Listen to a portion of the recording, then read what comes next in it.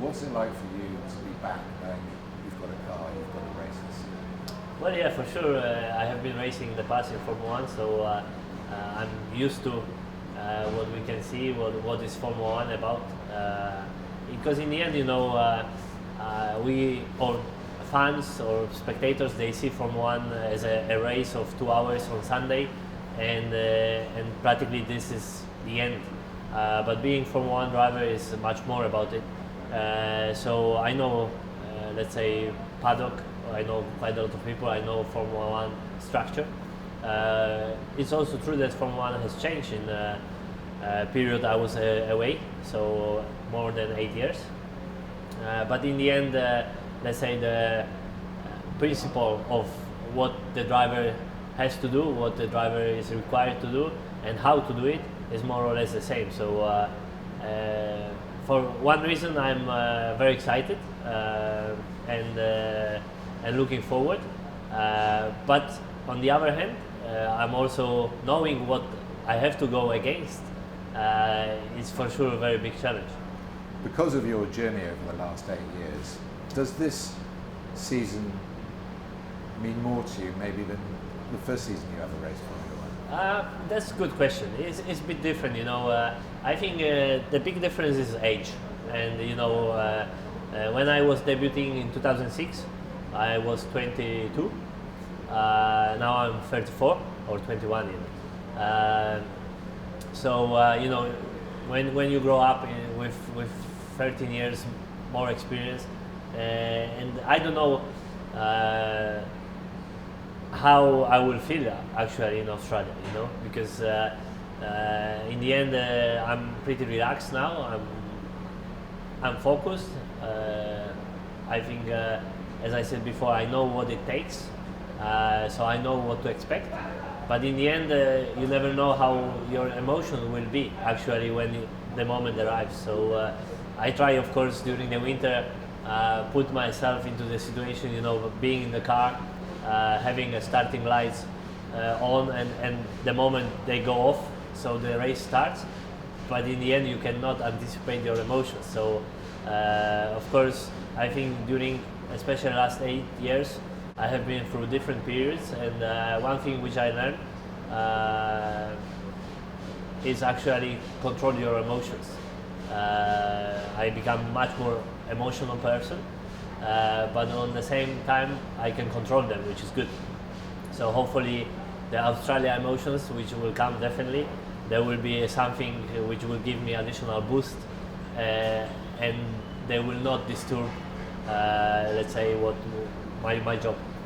Because there must have been times 8 years ago, or in the last 8 years, that you couldn't have dreamt of being where we are today. Yeah, for sure. I mean, I think no one was expecting, and from my point of view, I have to be honest, there were, as you say, up and downs. There were moments where I have better days, actually better months, or even periods where I was down, because the fact is that Formula One in the past has been all my life. Since I was a kid, I was racing. Racing was my passion, but also it becomes my work. So I was, I can say I was 100% fulfilled that I arrived to Formula One, but not because of Formula One, but because I'm driving the fastest cars on the planet. I established myself as a good F1 driver. I was living, let's say, probably my best days of my career. I have signed contract not long before my accident for another, so I had guarantee drive until more years. Ferrari. Yeah, I didn't want to mention it because it sounds like publicity, but yeah. So it has been. There have been 2010 was a very good year with Renault. I was living very positive period of my life, and then everything, I would say, not get lost, because in the end I'm here, but turn around. In 1 second, 1 minute, my life, not only as a race driver but also as a person, has changed dramatically. So, but this has been also a good good school, you know, good lesson for as a person. You know, you start seeing different things, you appreciate much more smaller things, because in the end, when you are in Formula One, you are very like in the tunnel. You know, you have to concentrate, you have to dedicate all your life for it. Like for example, in the past between races, was when the race was over, was everything what was coming next was a preparation for next race. So somehow I think this period and with the age you see things differently. So probably it's not fair to compare my, let's say, two debuts, the one which is coming and the one in Hungary in 2006. But one thing is same, is from technical point of view, from as a driver, people will expect the same. So there is no discount of my story. There is no discount because I'm coming back. Of course, I think I have to keep feet on the ground and understand that being away for such a long time from a so competitive sport as Formula One it is, it will need a bit of time for adaptation. But I'm pretty confident that with experience, with the knowledge what I have to do, I will be able to deliver. You were in such a good place before the accident. After the accident, how low did you go? Were there times when you thought, I'm not going to get back in the car? Well, yeah, for sure, there were, definitely. What I can say is for my first time in my life, there were moments where racing was not anymore my priority. The biggest priority was my health, my recovery, because I knew that only with recovering enough I will be able to be back racing. And you know, I went back to rallying before I actually start thinking about going racing on circuit. But there was a reason. The reason was that every time I came on the track, I have like kind of flashbacks of what was before, you know, environment. So I had to change completely environment. I had to have new challenges, and actually rallying gave me a lot of. It was an important part of my recovery. But coming back to answer, if I have to be honest, yes, there were. But on the same time, I think the reason I'm here is because I never closed completely the door. You know, I was very realistic, very.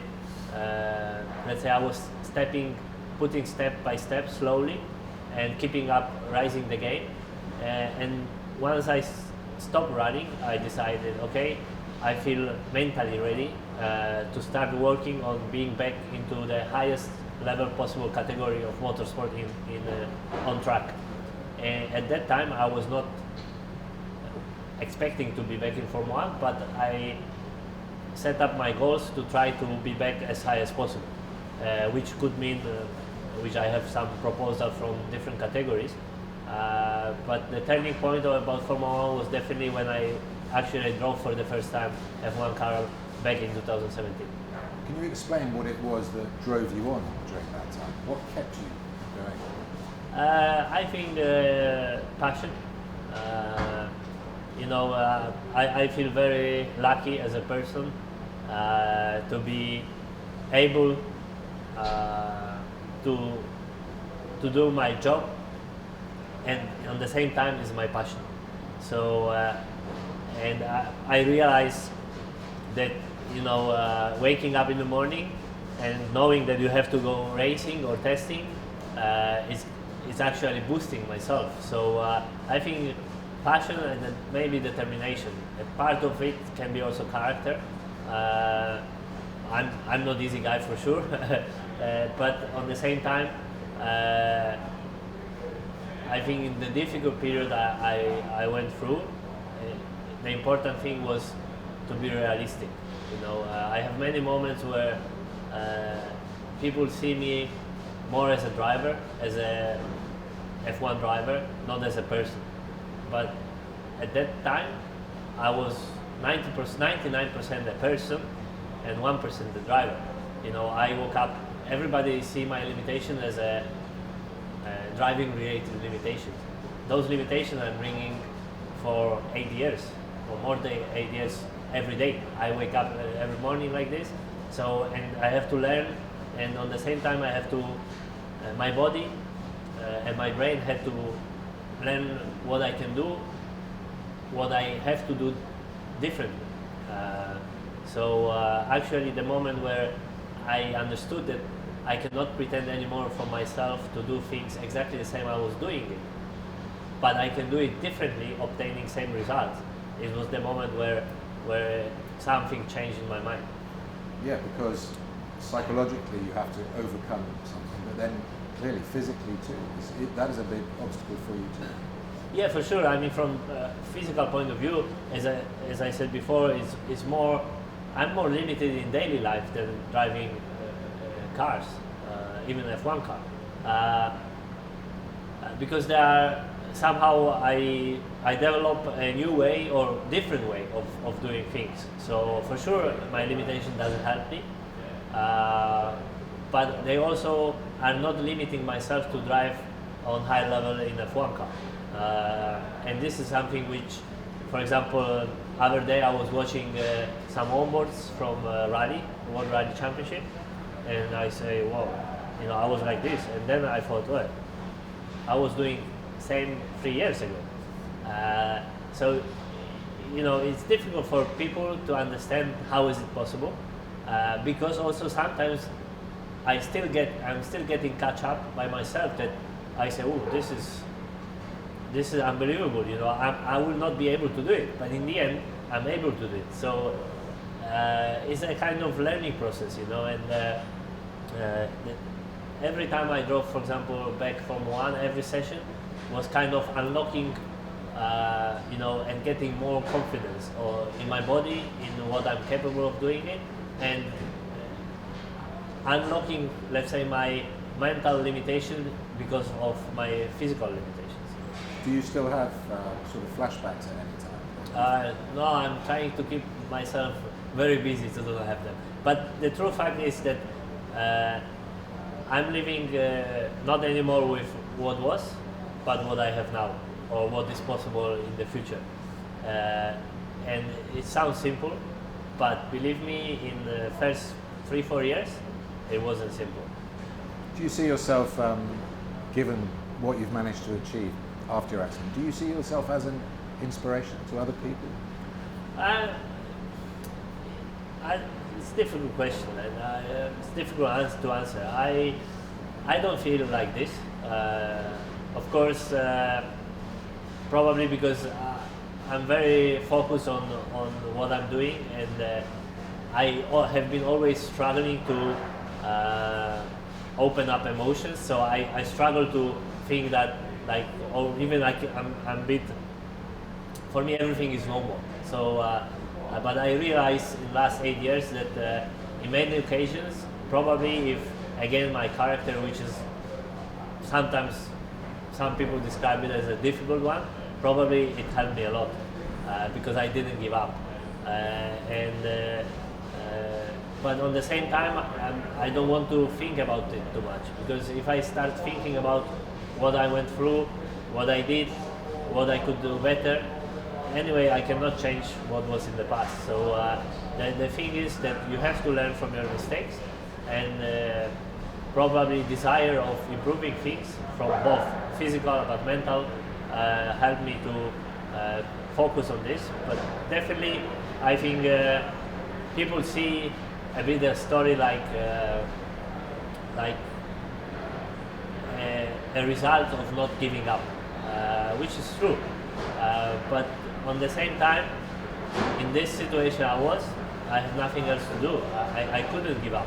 And for me, I have different moments where like kind of victory for me, because in the end, if I start thinking, because you asked me 3 years ago, I will never think we will be here just a couple of days before F1 season starts, and I will be 1 month away from my Grand Prix again in Formula 1. Given that, what would your message be to people who need to find something within them to bounce back after something like you've experienced? Well, I think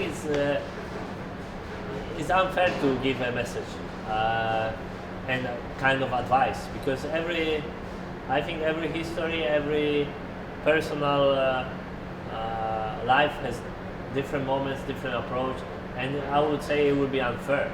And so I did. I try to, in the past, try to set up my goals, but very small. You know, in different moments, I have different people who were very optimistic, and then 2 weeks later, pessimistic. This is something what you have to avoid, especially when in the end all your life has came to zero and you have to start rebuilding it up and start trying to find yourself in the new situation. And I think in the end I was also lucky in my accident, in my situation. But one thing is definitely, which I think is starting from brain and mind, is to set up yourself realistic goals and try to achieve them. And this will give you a momentum and keep up your force to go forward. But as I say, every story is a bit different, so it's difficult to give advice. Talking about goals then, I mean, you've achieved many in the last 8 years. The latest goal you've achieved is getting a drive for Williams. What would be success for you this season? Well, Formula One is a tough business and tough sport, so it's very competitive. A lot depends from the toy and from what you are driving, but definitely from personal point of view, because I have done this, I think, on high level in the past. My goal would be to achieve the same level I was before accident, and I don't know if I will be able to do it. I don't know how close I will get. Maybe I will even be in some areas better driver than before. But overall, I think realistic goal can be, and I'm looking forward for this, is to drive the car as natural as possible. Every sportsman, every sport, what you are doing on the high level, it has to come as natural, without thinking, without forcing yourself.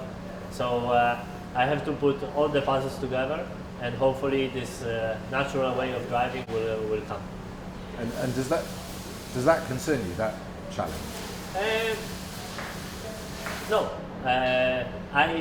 it's not that I'm thinking it will be easy, not at all. But one thing is being focused and knowing what you are going against, which is a huge challenge. But this thing has to give you additional motivation. You don't have to be scared of. In the end, what you need to do is what I was doing in the past. Of course, I have different situation. I'm older, which not necessarily is a downside. I have limitations. I don't know many things about modern Formula One, so I have to review and re-go through different situations. But in the end, somehow I'm pretty confident. So as I said, I know what I'm going against, so I'm not, going there for fun. But with dedication, with motivation, and as I said, with realistic targets, I think everything is possible. And when you're at home alone, do you imagine what it would be like to stand on top of the podium again? Well, I think I can say I think it's unrealistic to think we will be able to fight for top positions. Of course, everything can happen in the sport, so it would be nice, but I'm not thinking about it. It's too far forward. I have to move step by step, and of course, I have to, from my side, do everything that, in case this situation will appear, will be possible to achieve, I will be ready to do it, and I deliver. But many times, I had races in the past where I finished 9th, and I perform much better than I finished on the podium. And this is only by yourself, you know exactly what you have done and how good your job has been this weekend. And this is what I'm looking for, is like internal feeling of good achievement, that you achieve everything what you could.